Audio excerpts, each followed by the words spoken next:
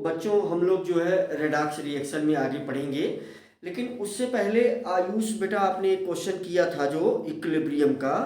तो ये इक्विलिब्रियम का पहला ही क्वेश्चन आपने पूछा है, तो सभी बच्चे समझ लें। अभी अभी हमने इक्विलिब्रियम चैप्टर पढ़ा करके ख़त्म किया है इस चैप्टर को, और उसमें एक्सरसाइज का पहला ही क्वेश्चन आयुष जी ने आपने पूछा है। मैं सोचा था बेटा आज आपसे मिलेंगे तो एक्सप्लेन करेंगे, लेकिन आज मिल नहीं पाए, तो आप इस वीडियो से समझने का प्रयास करें। आपने कहा था सर एक्सप्लेन कर दीजिए। तो देखिए पहला क्वेश्चन ही है एक्सरसाइज इक्विलिब्रियम का। A liquid is in equilibrium with its vapour in a sealed container at a fix temperature, है ना। देखिए टेम्परेचर फिक्स है, the volume of the container is suddenly increased, है ना। तो ये कहा जा रहा है बच्चों, यहाँ एक नया टर्म है बच्चों वेपर प्रेशर। तो वो बात जो है मैं थोड़ा सा एक्सप्लेन कर दे रहा हूँ।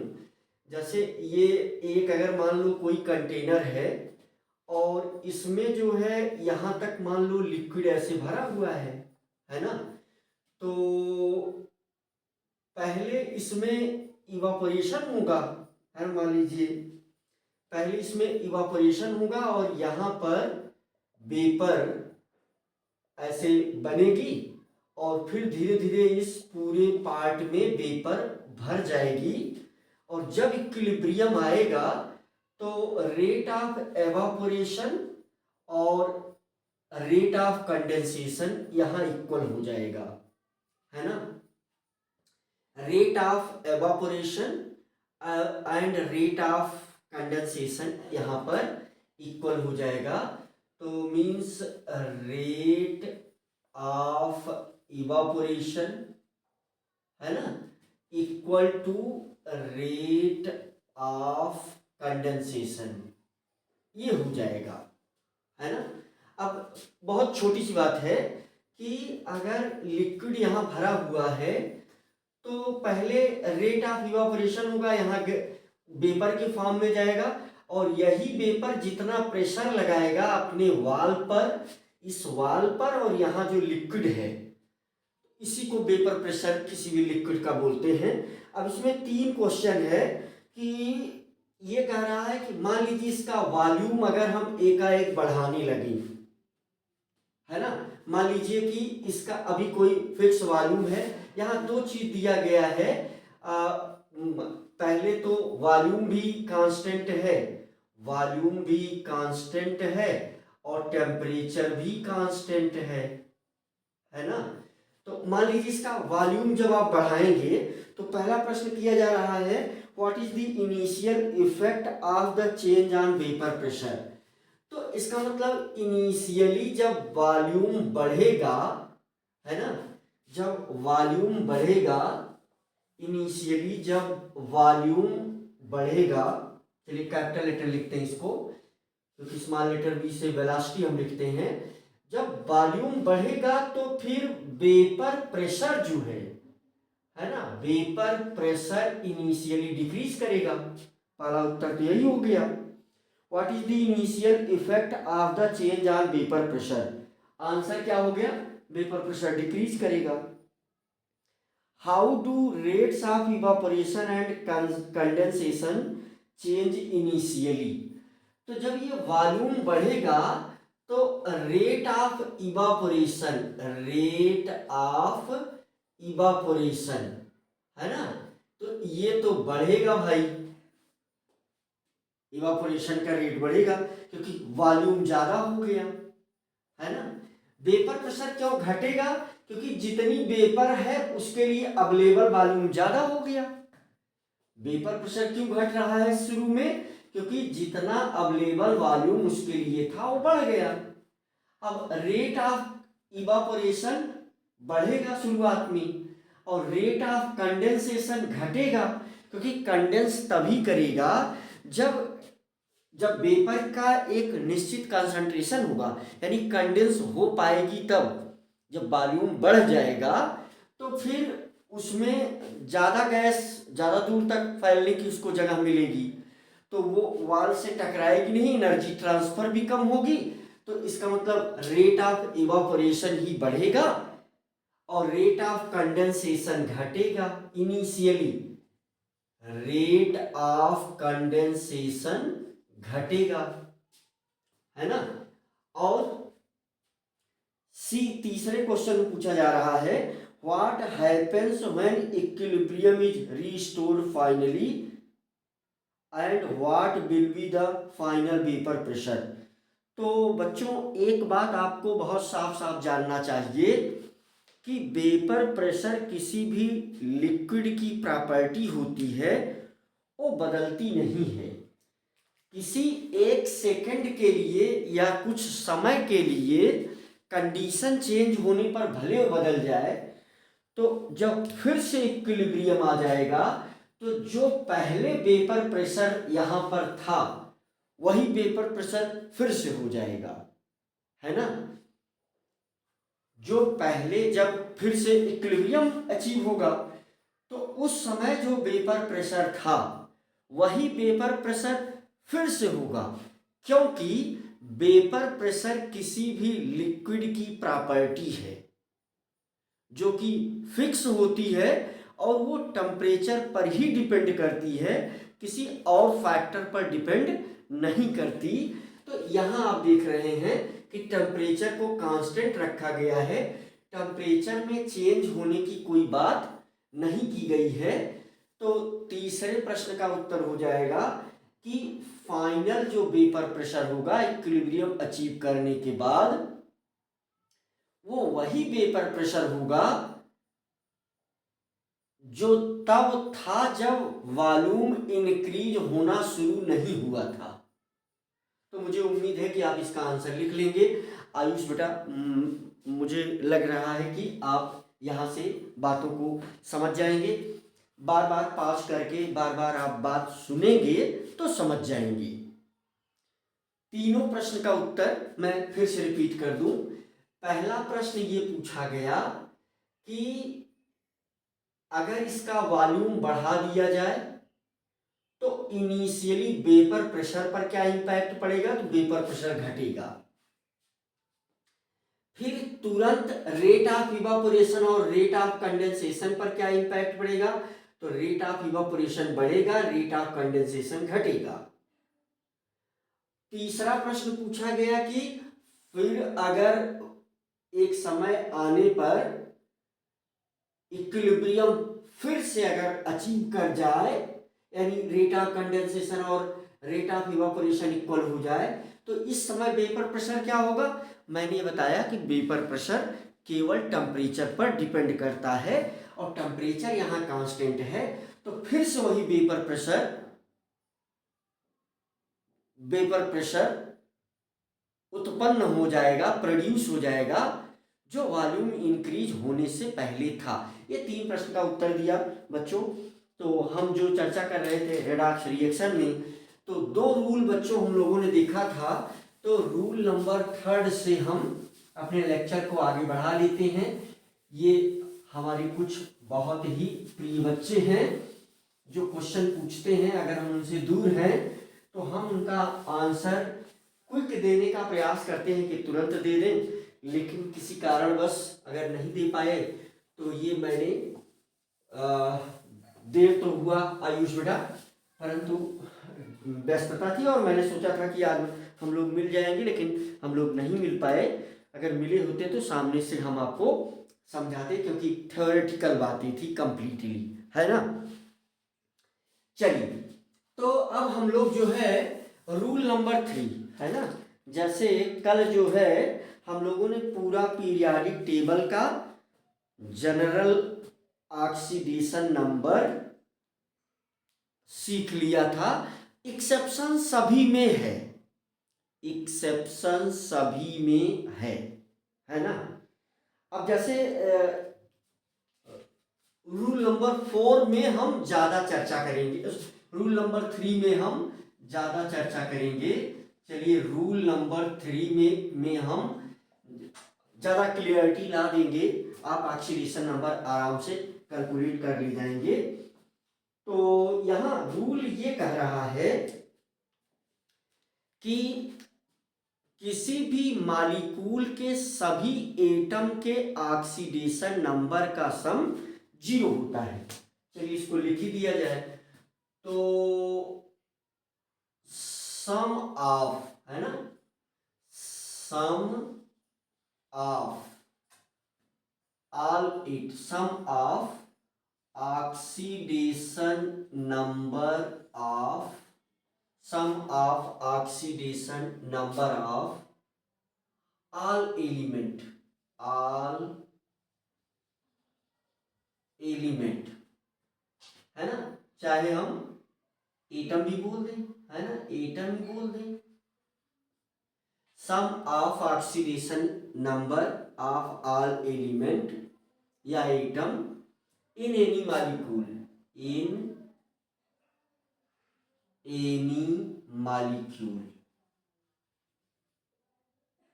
in any molecule is equal to 0, is equal to 0। तो एग्जाम्पल तुरंत दे दिया जाए, ठीक है। चलिए जैसे एग्जाम्पल ले लेते हैं फटाफट। तो जैसे H2O है, तो रूल ये कह रहा है कि H2O मॉलिक्यूल के लिए पहला एग्जाम्पल, अगर सपोज करिए कि हमसे कोई, इसमें तो हम दोनों जानते हैं, हमसे कोई कह दे कि ऑक्सीजन का ऑक्सीडेशन नंबर निकालिए, तो रूल के अनुसार हम क्या, यहाँ एक इक्वेशन बनेगा कि oxidation number of H atom,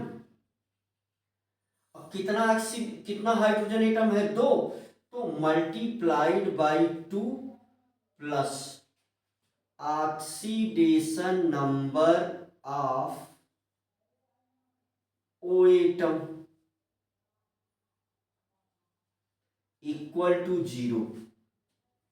अब वैसे तो आपको यहां दोनों मालूम है, लेकिन मान लीजिए हमें निकालना हो, ऑक्सीजन की निकालना हो, हाइड्रोजन की हमको पता है कि ये +1 होता है, तो +1 मल्टीप्लाइड बाई 2 प्लस इसका हम लेट कर लेते हैं कि ऑक्सीजन का ऑक्सीडेशन नंबर x है इक्वल टू 0, तो x इज इक्वल टू क्या हो जाएगा, -2। प्लस माइनस लगाना बहुत जरूरी है। तो यही क्या हो गई, ऑक्सीडेशन नंबर ऑफ ऑक्सीजन -2। ऐसे ही कोई मॉलिक्यूल, बच्चों यहां हम टारगेट करेंगे, यहां पर हम टारगेट करेंगे बच्चों एनसीईआरटी की जो एक्सरसाइज है उसके सवाल कराने है ना। तो इस रूल पर जो एक्सरसाइज का पहला क्वेश्चन है बच्चों, मेरे हाथ में ये जो है एनसीईआरटी की बुक मैंने ले रखा है, तो जो इसमें क्वेश्चन गिवन है उनको हम फटाफट कर लेते हैं। पहले ये रूल भी समझ में आ जाएगा, क्वेश्चन भी हो जाएगा। तो जैसे NaH2PO4 है ना, दूसरा एग्जाम्पल है NaH2PO4। इस रूल को लगाएंगे, इसी रूल से निकलेगा। तो NaH2PO4 में फास्फोरस का ऑक्सीडेशन नंबर हमसे पूछ रहा है, तो जिसका पूछेगा उसका हम लेट कर लेंगे x, है ना बच्चों। तो इसका मतलब क्या हो गया कि अगर फास्फोरस का हमें ऑक्सीडेशन नंबर चाहिए, तो चलिए सॉल्यूशन, फास्फोरस का ऑक्सीडेशन नंबर, यही रूल लगा देंगे, sum of oxidation number of all element in any molecule equal to 0। तो सारे एलिमेंट का ऑक्सीडेशन नंबर हम जोड़ देंगे और उसको 0 कर देंगे। तो बहुत सारी चीजों का हम इसमें जानते हैं, जिसका नहीं जानते, जो atom variable oxidation number show करता है। अब देखिए, सीखिए, एक ही साथ आप कई बातें सीखते हैं एक साथ, अगर आप ध्यान से पढ़ते हैं तो मोस्टली क्वेश्चन में उसी एटम का ऑक्सीडेशन नंबर पूछा जाता है हमसे जिस एटम का ऑक्सीडेशन नंबर वेरिएबल हो। यानी वो एटम जो बहुत ज्यादा डिफरेंट ऑक्सीडेशन स्टेट शो करता है, वो एटम जिसका ऑक्सीडेशन नंबर मैक्सिमम केस में अलग अलग आता है, उसी एटम का ऑक्सीडेशन नंबर पूछा जाता है। उस केस में फास्फोरस भी है। अब आप सोचेंगे कि गुरुजी ऐसे कितने एटम हैं? ऐसे बहुत ज़्यादा एटम नहीं है। हम एनसीईआरटी की एग्जाम्पल करेंगे, ऐसे मुश्किल से 10, 12, 15 एटम ही मिलेंगे जो वेरिएबल ऑक्सीडेशन नंबर शो करते हैं। मीन्स यहाँ कुछ और शो करेंगे, वहाँ कुछ और शो करेंगे, वहाँ कुछ और शो करेंगे। आइए निकालते हैं। तो एक साथ आप कई चीजें सीखने का प्रयास कर सकते हैं। तो यहां पर हम रूल यही लगाएंगे, oxidation number of Na plus oxidation number of hydrogen H multiplied by 2, क्योंकि 2 हाइड्रोजन है, प्लस फास्फोरस का हमने लेट कर लिया कि X है, फिर plus oxidation number of oxygen multiplied, कितना ऑक्सीजन है 4, मल्टीप्लाइड 4 इक्वल टू 0, क्योंकि यही रूल है। हमने कल बताया, कल सेकंड रूल में हमने डिस्कस किया कि सोडियम का ऑक्सीडेशन नंबर होता है +1, प्लस हाइड्रोजन का भी ऑक्सीडेशन नंबर होता है +1 मल्टीप्लाइड बाई 2। अब फास्फोरस का हमको निकालना है, तो हमने इसका लेट किया है X। फिर ऑक्सीजन का हमें पता है कि -2 होता है multiplied by 4 equal to 0। X की वैल्यू आप निकाल लेंगे, X की वैल्यू आपको मिल जाएगी कितना, x is equal to +5, x is equal to +5। तो हम ये कहेंगे कि इस कंपाउंड में फास्फोरस +5 ऑक्सीडेशन स्टेट में प्रेजेंट है। सीखिए, लैंग्वेज भी सुन करके सीखिए, चाहे तो आप लिख सकते हैं सुन करके। अगर 1-2 बार शुरुआत में आप लिखेंगे सुन करके तो आपको और अधिक फील आएगी। जो बच्चे स्टार्टिंग वाले हैं, बाकी तो बहुत सरल है, बाद में तो बहुत सरल हो जाता है, लेकिन भाई शुरू में तो लिखना पढ़ना पड़ता ही है। तो शुरू में कोशिश करिए कि आप लिखिए। हम क्या बोल सकते हैं कि इस कंपाउंड में फास्फोरस +5 ऑक्सीडेशन स्टेट में प्रेजेंट है। In this compound, phosphorus atom is present in +5 oxidation state। बच्चों, मैं कोशिश करूंगा कि जैसे क्लास में बोल करके लिखवाया जाता है, तो ऐसे कुछ चीजें मैं बोल दिया करूंगा और उम्मीद करूंगा कि आप लिख लेंगे। या और क्या लिखा जा सकता है, in this compound oxidation number of phosphorus is +5। ये स्टार्टिंग के बच्चों के लिए है, बाकी तो बहुत सरल है। आइए दूसरा एग्जांपल इसका ले लेते हैं। इसमें NaHSO4 दूसरा एग्जाम्पल है, एनसीईआरटी में ही हम चल रहे हैं। चलिए अगर हम उसको डायरेक्ट लिख दें तो ये जो है ए है, एनसीईआरटी में दिया गया, ये बी है, तो NaHSO4। इसमें ये पूछ रहा है सल्फर का, बता दीजिए सॉल्यूशन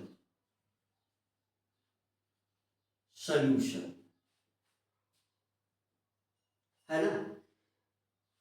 बच्चों, जितना ज्यादा एग्जाम्पल आप करेंगे उतना ही ज्यादा ये सब चीजें आपको याद होती जाएंगी। चलिए, तो फिर वही तरीका, ऑक्सीडेशन नंबर ऑफ Na, एक ही एटम है, plus oxidation number of hydrogen, plus S का हमने क्या लेट कर लिया है एक्स, फिर plus oxidation number of oxygen multiplied by 4 equal to 0। देखिए यही रूल लग रहा है फटाफट। इसका कितना हो जाएगा, सोडियम का +1 प्लस हाइड्रोजन का +1 प्लस सल्फर का कितना मान रखा है x,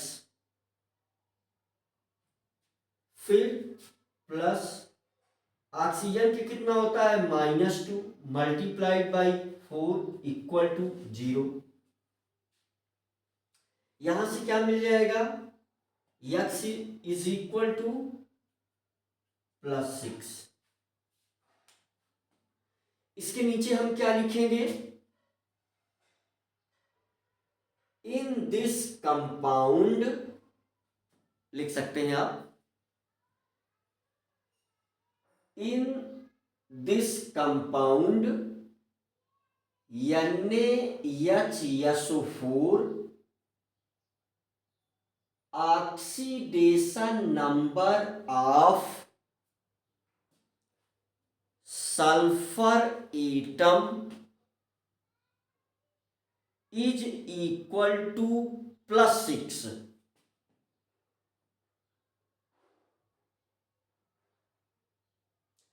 ऑक्सीडेशन नंबर में प्लस माइनस साइन लगाना बहुत जरूरी है। वरुण बेटा, मैं आपसे बहुत ही खुश हूं कि आप जल्दी से नोट्स बना लेते हैं, आप रेगुलर पढ़ रहे हैं। आपको जरा सी भी चिंता करने की आवश्यकता नहीं है। मैं ज़्यादा स्पीड बढ़ा दूंगा और पूरी कोशिश करूंगा कि सिलेबस टाइम से पहले ख़त्म हो जाए दोनों। बल्कि सॉरी बेटा, मैं पूर्णतः कोशिश करूंगा कि मैथ का भी सिलेबस जो जितना पोर्शन आपने अभी शुरुआत में हमको दिया है उसको मैं इसी फरवरी में ही ख़त्म कर दूंगा। मींस लिमिट एंड डेरिवेटिव है ना, और 3D ज्योमेट्री, और इसके बाद फिर प्रोबेबिलिटी की बात आती है, तो मैं इसी फरवरी में ही इसको ख़त्म कर दूंगा। आप बिल्कुल एकदम निश्चित रहें, लेकिन काम करते जाएं। सौर बेटा, अगर आप देख रहे हैं तो आपके लिए वही होमवर्क है कि पैराबोला का सारा क्वेश्चन लगा लें कल, जिससे हम लोग इलिप्स शुरू कर दें, है ना। ओके वरुण बेटा, मुझे लग रहा है कि ये हो गया। चलिए इसका तीसरा क्वेश्चन, इसमें K2MnO4, तीसरा क्वेश्चन यहाँ ले लेते हैं। ABC K2MnO4, यहाँ Mn का पूछा गया है। हाँ, K2MnO4। तो आपको मैं और मोटी बातें समझा दूं। जैसा मैंने कहा है कि उसी एलिमेंट का ऑक्सीडेशन नंबर पूछा जाता है जो अलग अलग कंपाउंड में अलग अलग ऑक्सीडेशन नंबर शो करते हैं, उसी का पूछा जाता है मैक्सिमम केस में। तो ऐसे कितने एटम हैं गुरुजी, ऐसे कितने एलिमेंट हैं, बहुत कम गिने चुने हैं। जैसे एक ये फास्फोरस एक एटम हो गया, एक सल्फर एटम हो गया, एक Mn हो गया। इनका ऑक्सीडेशन नंबर अलग अलग होता है, इसीलिए इसमें पूछा जा रहा है। यहां पर आप ये भी लिख सकते हैं इसके नीचे, in this compound NaHSO4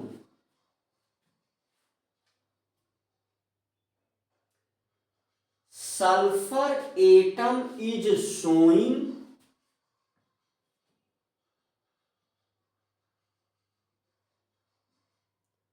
+6 oxidation state, full stop. ये भी लाइन इसके नीचे लिख देंगे तो आपका कॉन्फिडेंस बढ़ेगा। आइए इसको सॉल्व करते हैं बेटा का। तो यहाँ पर बच्चों फिर वही रूल हम लगा देंगे, ऑक्सीडेशन नंबर ऑफ के मल्टीप्लाइड बाई 2, Mn का क्या लेट कर लेंगे यहाँ सोल्यूशन, Mn का क्या लेट कर लेंगे plus x plus oxidation number of oxygen multiplied by 4 equal to 0। हमने बताया है कि के किस में आएगा, पहले में आएगा, क्या शो करेगा +1 मल्टीप्लाइड बाई 2 प्लस Mn का क्या है x प्लस ऑक्सीजन का कितना -2 मल्टीप्लाइड बाई 4 इक्वल टू 0।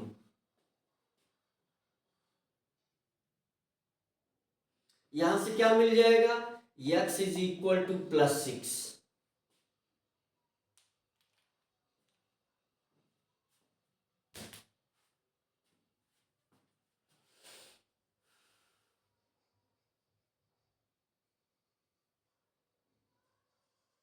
उम्मीद है आपने नोट कर लिया।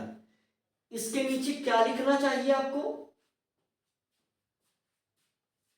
इसके नीचे आपको लिखना चाहिए पॉइंट में, पॉइंट बना करके, in this compound K2MnO4 comma oxidation number of Mn is equal to +6।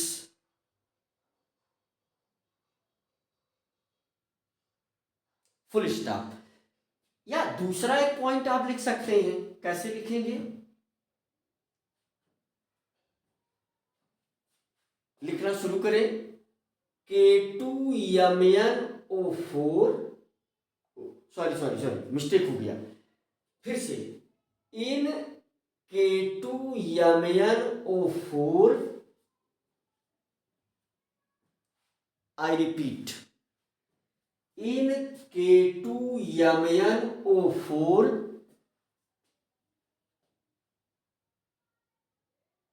Comma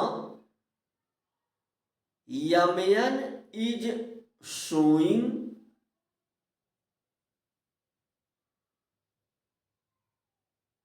+6 oxidation state।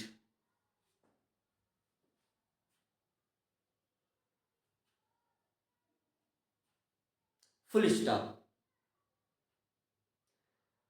और इसको कैसे बोला जाता है, कैसे और इसको कहा जाता है, लैंग्वेज जरूरी है, थोड़ी सी लैंग्वेज आना जरूरी है।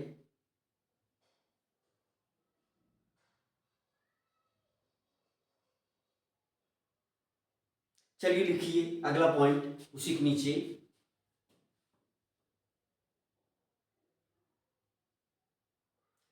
इन K2MnO4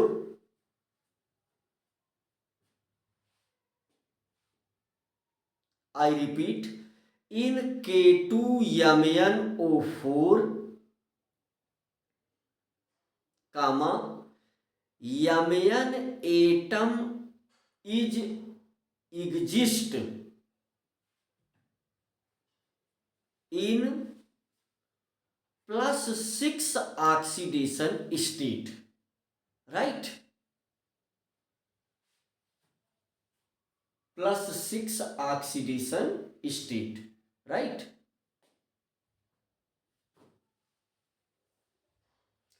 चलिए अगला सवाल देख लेते हैं। इसमें बच्चों दिया गया है, हाँ अच्छा ये डी वाला मैंने लिख लिया था, सी वाला नहीं लिखा था, ये उसमें डी है, डी सी, चलिए इसको हम डी बना देते हैं, वो सी वाला यहाँ कर देते हैं, ये वाला जो है ये डी था, डी, चलिए सी वाला यहाँ कर लेते हैं, यहाँ पर कर लेते हैं सी वाला।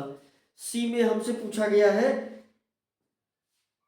H4P2O7, H4P2O7 है ना, तो इसमें फास्फोरस का हमसे पूछ रहा है कि फास्फोरस का ऑक्सीडेशन नंबर बताइए। सॉल्यूशन ठीक वैसे ही सब कुछ चलेगा।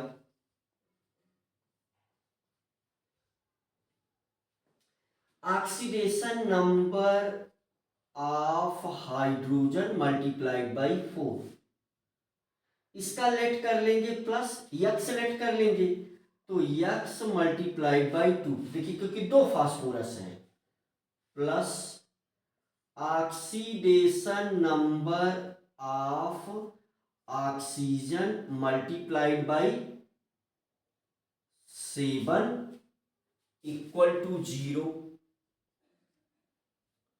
तो यहां आप देख ले, बहुत सरल है। कैसे होगा? इसका +1 मल्टीप्लाइड बाई 4, इसका हो जाएगा +2x। देखिए क्योंकि एक एटम का हमें निकालना पड़ता है, हमेशा जो ऑक्सीडेशन नंबर लिखी जाती है वो एक एटम की लिखी जाती है। एक दो बार हमारी इस बात को सुन लेंगे आप तो समझ जाएंगे। यहां 2 से मल्टीप्लाई क्यों किया गया? क्योंकि हमेशा ऑक्सीडेशन नंबर एक एटम की लिखी जाती है। ऐसा नहीं 5 एटम लिखा गया है तो पांचों का हम कहेंगे कि ऑक्सीजन यहाँ -14 में प्रेजेंट है, नहीं, एक एटम के लिए ऑक्सीडेशन नंबर बताई जाती है। जैसे जो क्वेश्चन हम लोग कर रहे हैं, जैसे यहाँ ऑक्सीजन का एक एटम -2 में है, यहां पर फास्फोरस का एक एटम +5 में है, यहां पर सल्फर का एक एटम +6 में है, यहां पर यमन का एक एटम +6 में है। ऐसे यहां फास्फोरस के एक एटम को बताना है, तो प्लस ऑक्सीजन का कितना -2 मल्टीप्लाइड बाई 7 इक्वल टू 0। यहां पर क्या हो जाएगा? +4 हो जाएगा, +2x, यहां पर क्या हो जाएगा? -40 इक्वल टू 0। ये 4 इसमें से घट जाएगा, बचेगा कितना? -10, -10 उधर जाएगा +10 हो जाएगा, तो 2x इज इक्वल टू +10, तो x इज इक्वल टू +5।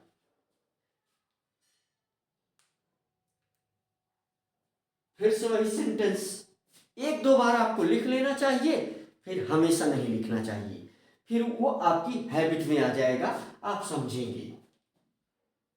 क्या लिखेंगे नीचे? In this compound H4P2O7 comma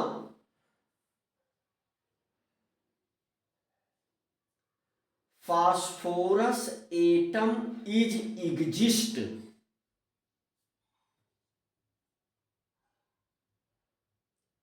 phosphorus atom is exist in +5 oxidation state, in +5 oxidation state।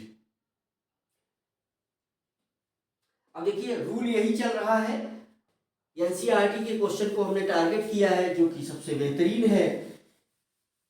इस एक्सरसाइज में 30 क्वेश्चन दिए गए हैं। अगर कोई स्टूडेंट 30 क्वेश्चन मन लगा करके करता है, वो रट्टा छाप वाली बात अलग है, अगर उसे हर क्वेश्चन उसके फील में आने लगे तो समझ लीजिएगा कि ये चैप्टर बहुत अच्छे से तैयार है, और डिफरेंट टाइप के जितने टाइप के सवाल इसमें पॉसिबल हैं वो सब हम करवाने का प्रयास करेंगे इसी के साथ ही, है ना।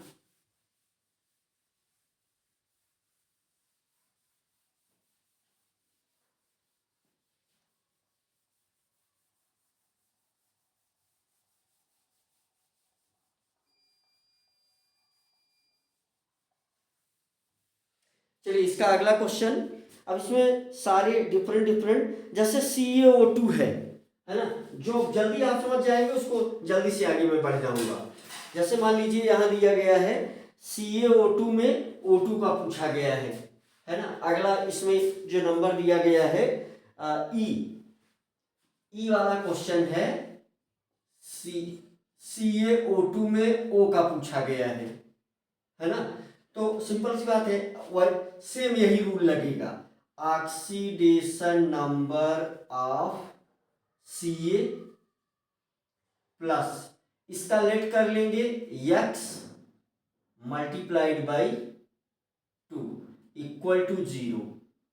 Ca का कितना होता है +2 plus 2x equal to 0। 2x is equal to,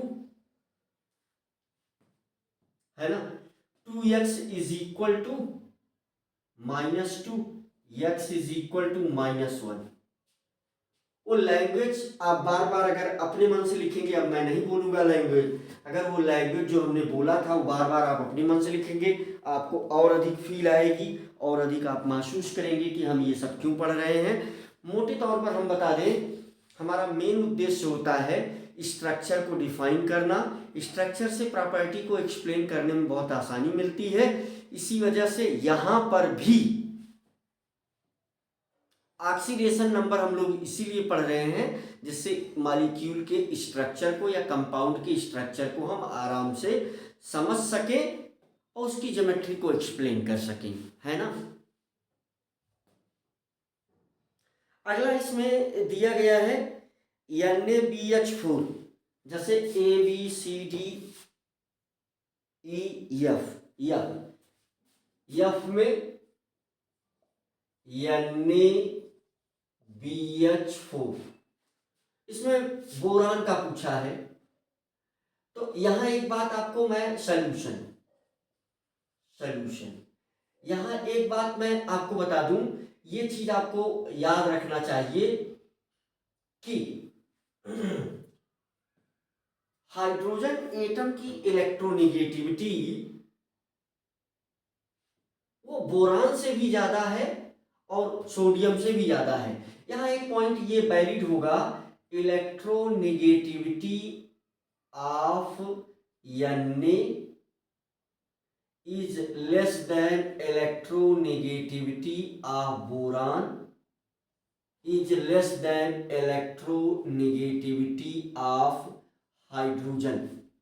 जैसे हमने फोन्च लिखा था, है ना, वैसे ये भी लिखा कि Na की इलेक्ट्रोनेगेटिविटी बोरान से कम है, बोरान की इलेक्ट्रोनेगेटिविटी हाइड्रोजन से कम है। इसका मतलब हाइड्रोजन मोस्ट इलेक्ट्रोनेगेटिव है।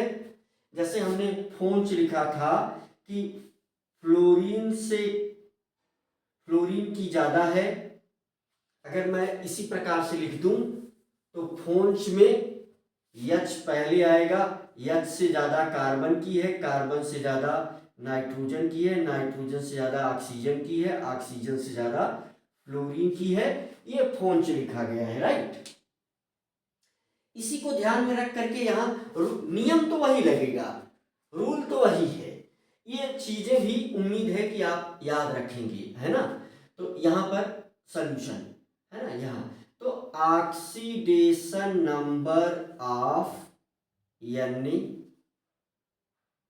फिर plus oxidation number of boron plus, ये बोरान का ही हमें निकालना है, चलिए हमने लेट नहीं किया, अगली बार इसको x से लिख लेंगे, oxidation number of hydrogen multiplied by 4 equal to 0। अब बच्चों ये मैंने क्यों बताया, क्योंकि एक सीधी सी बात है, इससे ये इंफॉर्मेशन मिल रही है कि जब सबसे ज्यादा इलेक्ट्रोनेगेटिविटी हाइड्रोजन की है तो माइनस हाइड्रोजन पर ही रहेगा। माइनस किस पर रहेगा? हाइड्रोजन पर। यही सीखने वाली बात है। माइनस उसी पर जाएगा जो एटम ज्यादा इलेक्ट्रोनेगेटिव रहेगा। आप सोचेंगे गुरुजी हम हर जगह हमें इलेक्ट्रोनेगेटिविटी याद रखना, नहीं, बहुत छोटी छोटी बातें हैं, आपको घबराना नहीं है, समझ में आ जाएगा, बस करते जाना है। लेकिन अभी अभी जितने एग्जाम्पल, जितना एनसीईआरटी में मान लीजिए मैं कुछ एग्जाम्पल अगर छोड़ देता हूँ तो बहुत सारे एग्जाम्पल करेंगे, मुश्किल से 25, 30 या 40 क्वेश्चन करने के बाद ये पूरा हो जाता है मामला, और बहुत सरल है। अब जैसे ये क्यों बताया गया इस क्वेश्चन में, इसमें तो नहीं बताया गया। इसमें जाहिर सी बात है कि आप देख रहे हैं कैल्शियम मेटल है, इसका नेचर है इलेक्ट्रॉन देना, और ऑक्सीजन सेकंड मोस्ट इलेक्ट्रोनेगेटिव है, तो ये तो माइनस में रहेगा। एकदम याद रखिए, मेन पॉइंट बिल्कुल एकदम याद रखिए। क्या याद रखना है? याद ये रखना है जिसकी इलेक्ट्रोनेगेटिविटी ज्यादा रहेगी उस पर माइनस रहेगा, जिसकी इलेक्ट्रोनेगेटिविटी कम रहेगी उस पर प्लस रहेगा। जिसकी इलेक्ट्रोनेगेटिविटी ज्यादा वो माइनस, जिसकी इलेक्ट्रोनेगेटिविटी कम वो प्लस। लगाएंगे उस चीज को। सोडियम तो +1 +1 प्लस, बोरान की हमसे पूछ रहा है, यह सेलेक्ट कर लेंगे, एक ही एटम है तो किसी से गुणा भाग करने की आवश्यकता नहीं, प्लस। हाइड्रोजन कितना चला गया? माइनस में, तो -1 कितना है? 4 है, इक्वल टू 0। यहां ये माइनस हो जाएगा, एक घट जाएगा, -3 उधर जाएगा plus, x is equal to +3।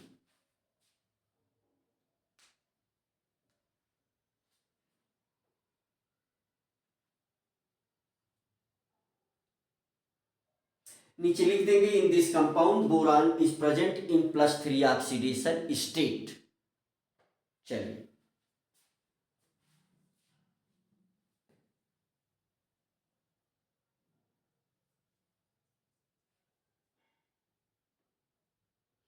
जी वाला आप कर लेंगे, एच वाला KAlSO4 ट्वाइस हम जो है बता रहे हैं एच वाला हम बता रहे हैं। हमने एनसीईआरटी के एक्सरसाइज को टारगेट किया है, KAlSO4 ट्वाइस, ये KAlSO4 का ट्वाइस इंटू क्या है 12H2O इंटू 12H2O। ये हमसे इसमें जानना चाहता है कि हम लोग सल्फर का ऑक्सीडेशन नंबर बता दें। ये हमसे जानना चाहता है हम लोग सल्फर का ऑक्सीडेशन नंबर बता दें। ठीक है भाई, बता देते हैं सल्फर का ऑक्सीडेशन नंबर हम लोग, है ना, क्लास में भी इस क्वेश्चन को करवाया हूं। देखिए मोटी बात यह है कि जैसे अगर इस प्रकार से कुछ बगल में लिखा हुआ मिल जाए तो इसको हम निगलेक्ट कर देते हैं, है ना, बाकी वही रूल लगा देंगे जो है, बाकी वही पुराना रूल लगा देंगे। अब जैसे हम ये कह रहे हैं सॉल्यूशन, कभी भी अगर इस प्रकार की चीजें, क्वेश्चन आप देख ही रहे हैं, कभी भी अगर इस प्रकार की चीजें कहीं आ जाएं तो ऑक्सीडेशन नंबर निकालते समय इनको नेग्लेक्ट करें, इनको नेग्लेक्ट करें।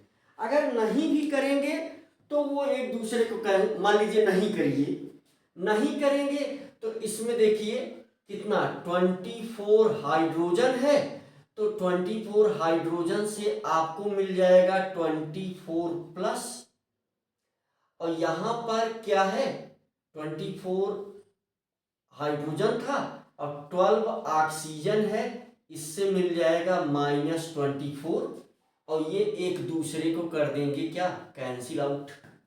इसको छोड़ देने में ही भलाई है, क्या उसमें गुणा भाग जोड़ घटाव करके बड़ा करें, माथापच्ची करने का कोई फायदा नहीं है।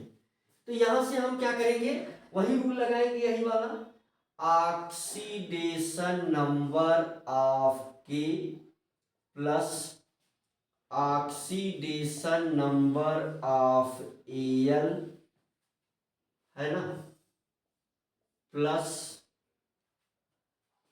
है ना। यहाँ पर ऑक्सीडे यस का हमसे पूछ रहा है, चलिए लेट कर लेते हैं यस का, सल्फर का पूछ रहा है तो 2 लेट कर लेते, ओ सॉरी यक्स लेट कर लेते हैं, क्योंकि देखिए यहां से 2 सल्फर होगा इसलिए मल्टीप्लाइड बाई 2 प्लस ऑक्सीजन यहाँ कितनी हो जाएगी 4 2 जा 8, तो इसका मतलब कि oxidation number of oxygen multiplied by 8 equal to 0। ठीक है, बहुत ही सरल है। के का कितना हो जाएगा +1, फिर प्लस एल्युमिनियम का कितना हो जाएगा +3 कैसे जान गए गुरुजी, कल बताया भी था। वैसे भी एक अच्छा तरीका एक ये भी है, यहां देख लिया, जैसे किसी के ऑक्सीडेशन नंबर पर नॉर्मल आइडिया लगाना हो, देखिए ये हर जगह सही नहीं होगा, लेकिन नॉर्मल अगर आइडिया लगाना हो तो ये तरीका अपना लेने में कोई बुराई नहीं है।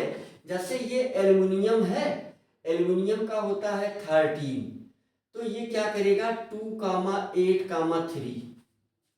अब एल्युमिनियम अपना ऑक्टेट पूरा करना चाहेगा, एल्युमिनियम क्या चाहेगा कि इसके आउटर मोस्ट में 8 इलेक्ट्रॉन हो जाए, ये 3 सेल है। अब इसमें इसके पास 2 ऑप्शन है, कितना ऑप्शन 2 ऑप्शन, या तो ये 3 इलेक्ट्रॉन को हटा दे या तो 5 इलेक्ट्रॉन अंदर लेके आए, तो 5 इलेक्ट्रॉन लाना कठिन है, 5 इलेक्ट्रॉन हजम करना कठिन है, उससे बेटर ऑप्शन है 3 इलेक्ट्रॉन हटा दी। जब 3 इलेक्ट्रॉन हटाया जाएगा तो जहां से इलेक्ट्रॉन निकलेगा उस पर प्लस आएगा, तो कहां से इलेक्ट्रॉन हट रहा है एल्युमिनियम से, एक ही एल्युमिनियम एटम यहां है, इसका मतलब इस पर +3 आया होगा, +2x ये हो जाएगा, प्लस ये क्या हो जाएगा -2 मल्टीप्लाइड बाई 8 इक्वल टू 0।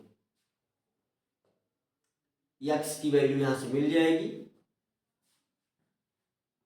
है ना, यहां से आप यक्स निकाल लेंगे तो यहां से भी आ जाएगा 3 + 1 4, ये 16 में से 4 निकल जाएगा तो 12 बचेगा माइनस में, वो इधर आएगा प्लस में आएगा, 2 से डिवाइड कर देंगे +6।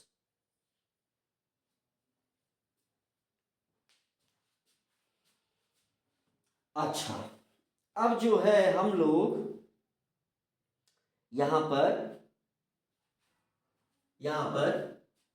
कुछ और बात करेंगे ऑक्सीडेशन नंबर को कैलकुलेट करने के लिए। वैसे चाहे तो हम इसी में लिख दें, लेकिन कोई बात नहीं, चलिए रूल नंबर हम बढ़ा लेते हैं, रूल नंबर बढ़ा लेने से आपको कोई समस्या नहीं होगी और अलग अलग छोटी छोटी बातों को आप समझ भी जाएंगे। चलिए हम लोग चर्चा करते हैं रूल नंबर 4 की, इसको मिटा दिया जाए, है ना। तो आप और प्रैक्टिस करिए और ऑक्सीडेशन नंबर को धीरे धीरे समझेंगे। भाई पूरा लेक्चर जो सुनेगा पढ़ेगा उसी को समझ में आएगा, आधा अधूरा पढ़ाई करने पर थोड़ा सा आप देखिए, हाँ अगर आपको स्लो लग रहा है आप 2x पर लगा लीजिए, 2x पर करके देखिए, अगर आप साथ साथ नोट्स बना लेते हैं 2x पर करके देखिए और समझिए। चलिए तो अब हम लोग जो है और रूल देखेंगे, है ना, अब हम लोग और रूल देखेंगे, ठीक है। तो मुझे लग रहा है कि आज हम लोग ऑक्सीडेशन नंबर ही कैलकुलेट करने में रह जाएंगे, लेकिन ये है कि अगर हम क्वेश्चन की प्रैक्टिस ना करें तो भी निरर्थक क्लास होगी, है ना, तो इसलिए क्वेश्चन की प्रैक्टिस करना बहुत ही जरूरी है। चलिए अगर हम बात करें रूल नंबर 4 की, तो ये छोटा सा रूल नंबर 4, बहुत सारे रूल हैं गुरुजी, नहीं भैया बहुत सारे रूल नहीं हैं, बहुत कम रूल हैं, कठिनाई से याद होंगे बिल्कुल नहीं, एक बार आप पढ़ो जीवन भर याद रहेगा। चलो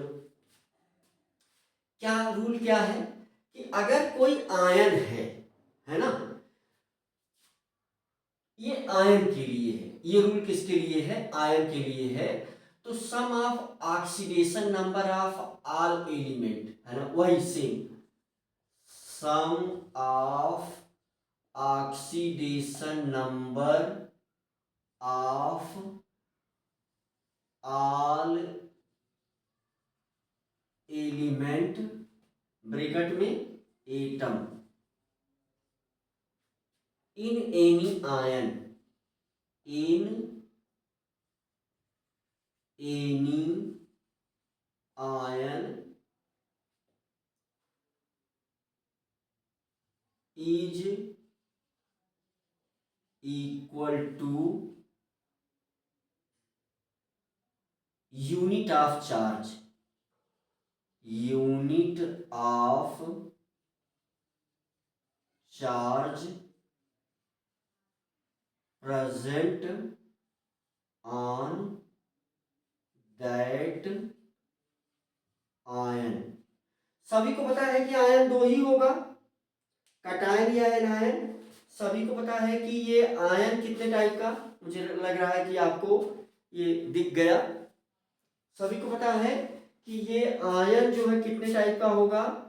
तो आयन सिंपल सी बात है कि दो ही टाइप का होगा, या तो कटायन होगा या तो एनायन होगा। कटायन पर जो पॉजिटिव चार्ज होगा उसको पॉजिटिव के साथ लिखेंगे, एनायन पर जो निगेटिव होगा उसको निगेटिव के साथ लिखेंगे। आइए एग्जाम्पल से समझ लेते हैं, है ना। आइए एग्जाम्पल से समझ लेते हैं कि क्या है इसका कंसेप्ट। तो बहुत छोटी छोटी और मोटी मोटी बातें यहाँ पर हम लोग समझेंगे। जैसे मान लीजिए H2O3 2 माइनस, मान लीजिए अभी यहाँ पर क्वेश्चन है H2O3 2 माइनस, मान लीजिए ये क्वेश्चन है H2O3 2 माइनस। ठीक है बच्चों, इसमें हमसे पूछ रहा है कि सल्फर का ऑक्सीडेशन नंबर बता दो, रूल यही लगाएंगे। अब ये एनायन है, चलिए सॉल्व करते हैं। सॉल्व करते हुए आप सीखेंगे सॉल्यूशन क्या होगा। Oxidation number of sulphur multiplied by 2, yes मान लेंगे, यक्स मान लेंगे इसका, plus oxidation number of oxygen, कितना ऑक्सीजन एटम है 3, मल्टीप्लाइड बाई 3 इक्वल टू, यही ऊपर जो चार्ज है साइन के साथ -2, ऊपर यहां कितना चार्ज है 2 -2। ठीक है, इसका क्या मान लेंगे यक्स, चलिए x multiplied by 2 plus oxygen का कितना हमें पता है -2 multiplied by 3 is equal to -2। ठीक है बच्चों, 3 2 जा 6, यहां पर 2x प्लस ये -6, 3 2 जा 6 -6 इक्वल टू -2, -6 उधर जाएगा प्लस हो जाएगा, 2x is equal to +6 -2 is equal to +4, x is equal to +2। हमने क्या बताया था, सल्फर एक ऐसा एटम है जो बहुत सारी जगहों पर बहुत अलग अलग ऑक्सीडेशन नंबर शो करेगा। वहां कुछ शो कर रहा था, यहां कुछ शो कर रहा है। आइए दूसरा एग्जांपल लेते हैं, हम लोग जो है दूसरा एग्जांपल लेते हैं, और भी क्वेश्चन लेकर के देखते हैं क्या है। जैसे ये क्वेश्चन हमने ले लिया, क्वेश्चन ले लिया हमने SO4 2 माइनस में, फिर से सल्फर का ही पूछेगा। ऑक्सीजन हमें पता है -2 होता है, केवल एक ऐसा केस है फ्लोरीन के साथ जहाँ वो +2 में जाएगा, और ऑक्साइड, पराऑक्साइड, सुपर ऑक्साइड, ये सब भी चर्चा भी करेंगे हम लोग धीरे धीरे। सॉल्यूशन,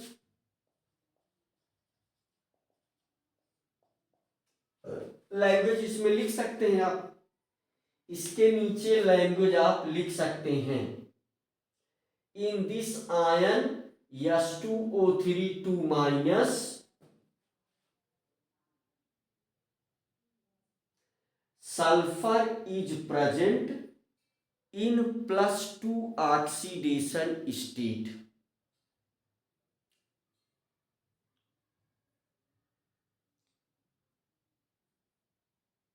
मुझे उम्मीद है ये आपको समझ में आया होगा।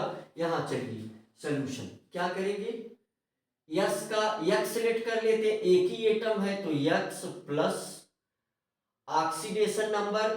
अब यहां डायरेक्ट ऑक्सीडेशन नंबर किसका, ऑक्सीजन का, कितना होता है -2, कितना ऑक्सीजन एटम है 4, इक्वल टू ये -2।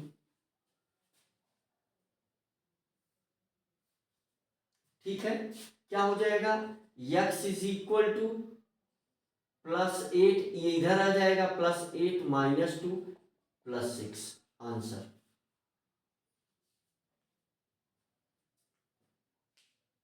+6 आंसर।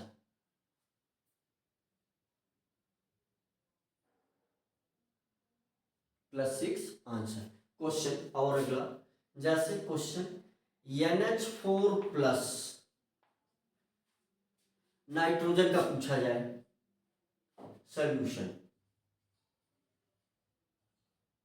क्या सामने आएगा रिजल्ट, नंबर ऑफ यन का निकालना है, एक्स सेलेक्ट कर लेंगे, प्लस हाइड्रोजन का हमेशा कितना होता है +1, तो +1 × 4 इक्वल टू कितना, एक चार्ज है +1, ये उधर जाएगा -4 हो जाएगा, x is equal to -4 +1 equal to -3।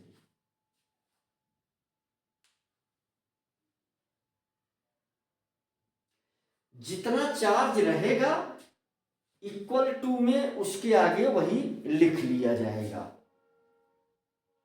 जितना चार्ज रहेगा इक्वल टू में आगे वही लिख लिया जाएगा। चलिए, हमें लग रहा है कि यहाँ पर ऑक्सीडेशन नंबर निकालने वाली, ऑक्सीडेशन नंबर कैलकुलेट करने वाली जो प्रक्रिया है हमारी, तो वो आपको सीखना होगा और समझना पड़ेगा, राइट।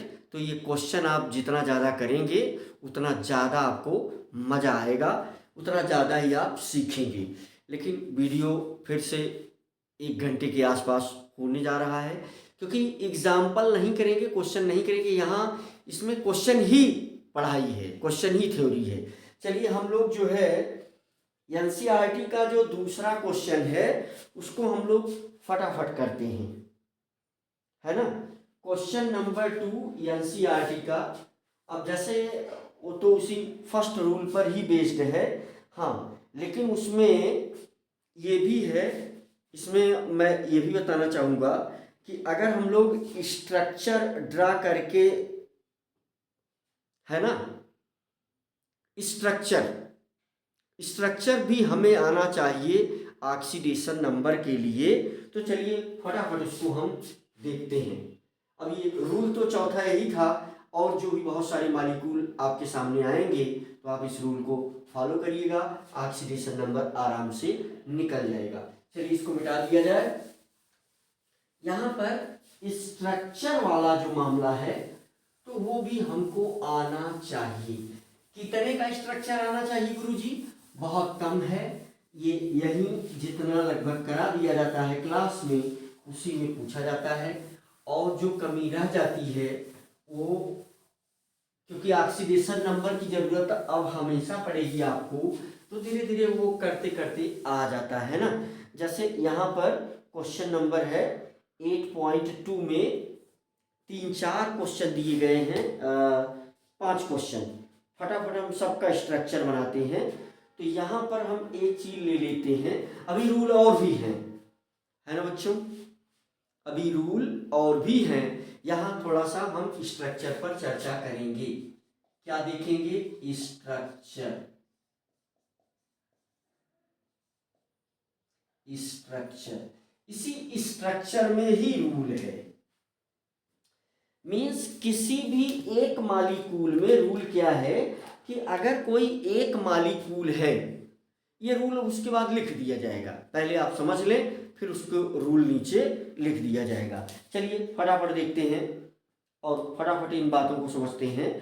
तो क्या है मामला इसमें? मामला ये है Ki3 है ना, मामला क्या है? Ki3 पहला है हमारे पास, हमें निकालना है ये क्वेश्चन ए है Ki3, ए है Ki3। हमसे क्या चाहता है? हमसे ये चाहता है कि हम लोग आयोडीन का ऑक्सीडेशन नंबर बताएं। हमसे ये चाहता है कि हम लोग आयोडीन का ऑक्सीडेशन नंबर बताएं। तो आयोडीन का ऑक्सीडेशन नंबर हम बताएंगे हम लोग। तो कैसे बताएंगे? तो पहले तो वही तरीका है पुराना वाला कि हम यहाँ सॉल्यूशन इस क्वेश्चन को हम इसलिए करवा रहे हैं, नीचे हम सबका स्ट्रक्चर बना देंगे, है ना। तो जैसे सिंपल सा वही है कि ऑक्सीडेशन नंबर ऑफ के plus oxidation number of I multiplied by 3 equal to 0। I का पूछ रहा है, इसका +1 होता है, +1 +3, इसका यक्स सेलेक्ट कर ले इक्वल टू 0। तो यक्स इज इक्वल टू आ जाएगा -1/3। तो नई बात क्या सीखा आपने? हमने एनसीईआरटी को टारगेट क्यों किया है? क्योंकि जितना वो number of type of question की प्रोबेबिलिटी होती है, एनसीईआरटी उसको पूरा करने का प्रयास करता है। यहां से आपने क्या देखा कि आई जो है वो -1/3 में प्रेजेंट है। आप वो लैंग्वेज यहां यूज कर सकते हैं। इन Ki3 iodine atom is present in -1/3 oxidation state.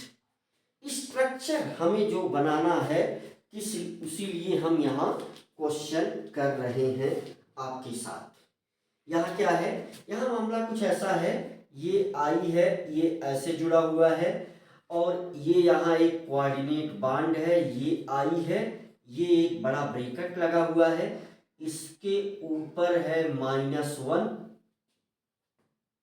इसके ऊपर है -1 और यहां से के ऊपर +1। ऐसा इसका स्ट्रक्चर है। यही चीज बताने के लिए हम ये क्वेश्चन कर रहे हैं। आइए बी देखते हैं, है ना। ये एक क्वेश्चन हो गया, बी देखते हैं। चलिए यहां देखते हैं, आप तब तक उसको बनाते रहें। दूसरा जो है हम चर्चा करेंगे H2S4O6 की, H2S4O6 की। अच्छा, अलग अलग ऑक्सीडेशन नंबर भी है मामले में, अलग अलग ऑक्सीडेशन नंबर भी है। देखिए अगर हम साथ में निकालेंगे, है ना, ये एवरेज ऑक्सीडेशन नंबर है, इसको हम क्या लिख सकते हैं? This will equal to average oxidation number of I. कभी कभी हमसे पूछता है प्रश्न अलग अलग एटम का। अब इसमें इस आयोडीन का ऑक्सीडेशन नंबर क्या? 0। इस आयोडीन का ऑक्सीडेशन नंबर क्या? 0। इसका कितना? -1 जो कि ऊपर लिखा गया है, इसका के का +1। तो स्ट्रक्चर बनाने से हर एटम का अलग अलग ऑक्सीडेशन नंबर भी मिल जाता है। दूसरा एग्जांपल यहां क्या है? H2S4O6 B. बिल्कुल नहीं घबराना है, बहुत सरल है। H2S4O6, H2S4 हाँ O6 किसकी बताना है, सल्फर की। वही पुराना रूल, सॉल्यूशन जल्दी से कर दें। x multiplied by 4 plus -2 multiplied by 6 plus +1 multiplied by 2 equal to 0। देख लें आप, यहां से 2 इसमें से घट ही जाएगा, 4 ही बचेगा। 4x इज इक्वल टू +4, तो यहां से x इज इक्वल टू +1। लेकिन ये क्या है, average oxidation number of sulphur atom. Structure से सबका अलग अलग पता चल जाएगा, स्ट्रक्चर हमें पता होना चाहिए। बनाते हैं हम लोग, इसका स्ट्रक्चर कैसे होगा। ये देखिए 4 सल्फर आपके ऐसे फटाफट जुड़ जाएंगे, 1 2 3 4। लास्ट में यहां से ये double bond O single bond O single bond H, यहां से double bond O single bond O, यहां से double bond O single bond H। यहां कैसे लिखते हैं, ध्यान दीजिए। देखिए ये हाइड्रोजन की इलेक्ट्रोनेगेटिविटी ऑक्सीजन से कम है और एक ही इलेक्ट्रॉन की शेयरिंग होती है, तो यहां पर +1।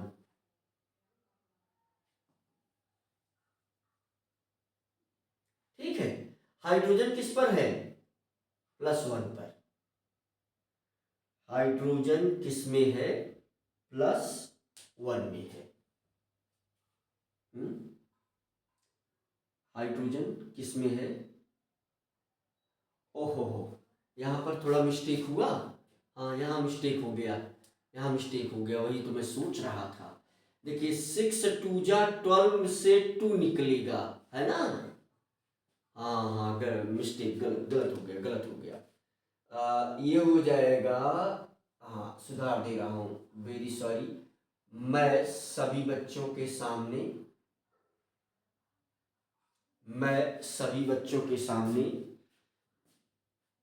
कान पकड़ के 10 नाखून जोड़ के क्षमा मांगता हूं इसके लिए। तो यहां देखिए आप, तो 4x इज इक्वल टू क्या हो जाएगा, यहां 12 से 2 निकलेगा, 10 बचेगा, तो x इज इक्वल टू 10/4, 10/4। तो ये आसपास किसके आ जाता है, ये आसपास आ जाएगा 2.5 के आसपास, और साइन क्या रहेगी, प्लस प्लस प्लस। हाँ ये सही है।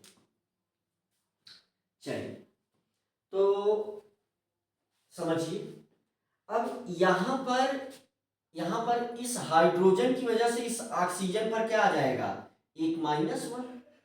सल्फर की इलेक्ट्रोनेगेटिविटी ऑक्सीजन से कम होती है, तो इस सल्फर की वजह से भी एक माइनस यहां आ जाएगा। अब ऑक्सीजन पर टोटल ऑक्सीडेशन नंबर कितना हो गया, यहां -2। अब देखिए इस ऑक्सीजन पर सल्फर की वजह से जो एक माइनस आया था, तो इसकी वजह से इस पर कितना आ जाएगा, यहां से +1।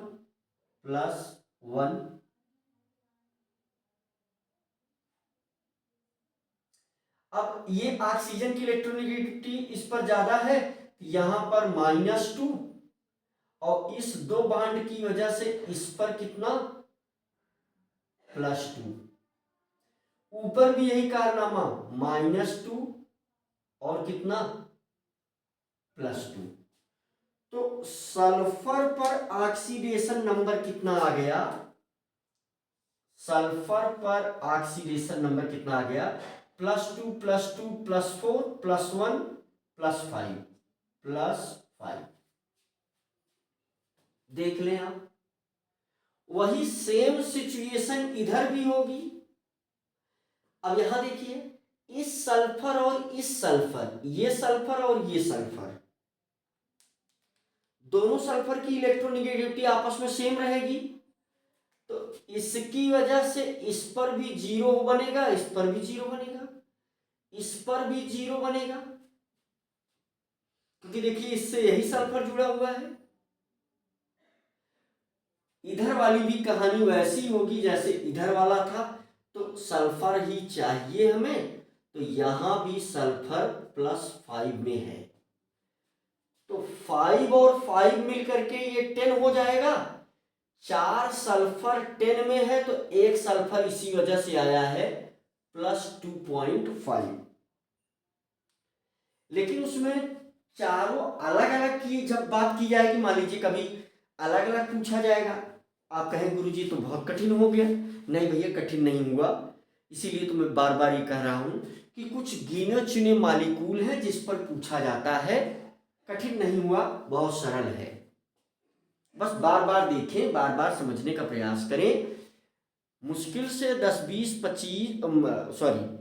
50 मालिक्यूल ऐसा मान लीजिए, वो 50 मालिक्यूल 11, 12 मिला करके आपके सामने हर मालिक्यूल कम से कम 10 बार आ जाएगा। इसमें बहुत पैनिक होने की जरूरत नहीं है, बस एक बार आप पढ़ते जाएं, ठीक है। तो ये हर एटम की अलग अलग ऑक्सीडेशन नंबर, यहां पर 2 एटम 0 में प्रेजेंट है, 2 एटम सल्फर का +5 में प्रेजेंट है, और ऑक्सीजन हमेशा -2 में है, हाइड्रोजन हमेशा +1 में है। तो इस प्रकार से इस मॉलिक्यूल को देख करके बातें की जाती हैं। और हम लोग जो है, जैसे Fe2O3, इसमें C जो है, फटाका इस क्वेश्चन को हम पूरा कर देते हैं। C में है Fe3O4, Fe3O4 में Fe का पूछा जा रहा है। एक तो एवरेज देखते ही आप मार सकते हैं, क्या मार सकते हैं, इसका 4 दूना 8 हो गया, Fe का पूछ रहा है, इसका 4 दूना 8 हो गया, माइनस में हो गया, उधर जाएगा प्लस में हो जाएगा, 8/3, तो +8/3 अब देखते ही हो जाएगा। लेकिन ये क्या है, average oxidation number of Fe है। अब लेकिन अगर हम इसके स्ट्रक्चर की बात कर ले, मोटी मोटी बात, तो मेरे बच्चों ऐसा ही प्रेजेंट है, FeO इंटू Fe2O3 में प्रेजेंट है। तो यहां वाला Fe जो है ये +2 में चला जाएगा, और यहां वाला जो Fe है ना, ये +3 में चला जाएगा। ठीक है बच्चों, ABC हो गया, और इसमें जो है D और E भी है। D और E का डायरेक्ट स्ट्रक्चर बना देते हैं और सबका हम लिख देते हैं। फटाका देखिए, D की बात की गई है, तो D है हमारे पास क्या, इथेनॉल है। तो अलग अलग पूछा है, ये देखिए, ये मॉलिक्यूल है CHH, यहाँ पर C, यहाँ पर डबल बॉन्ड के साथ, हाँ नहीं सिंगल बॉन्ड ही, यहाँ पर H है, यहाँ पर H है, यहाँ सिंगल बॉन्ड O है, सिंगल बॉन्ड H है।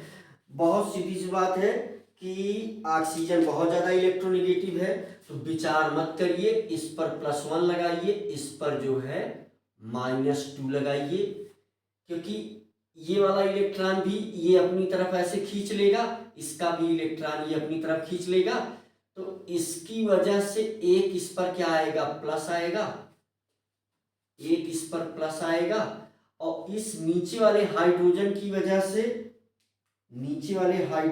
वजह से इस पर कार्बन पर एक माइनस आएगा, ऊपर वाले हाइड्रोजन की वजह से भी कार्बन पर एक माइनस आएगा, इस कार्बन की वजह से इस कार्बन पर भी जीरो, इस कार्बन पर भी जीरो।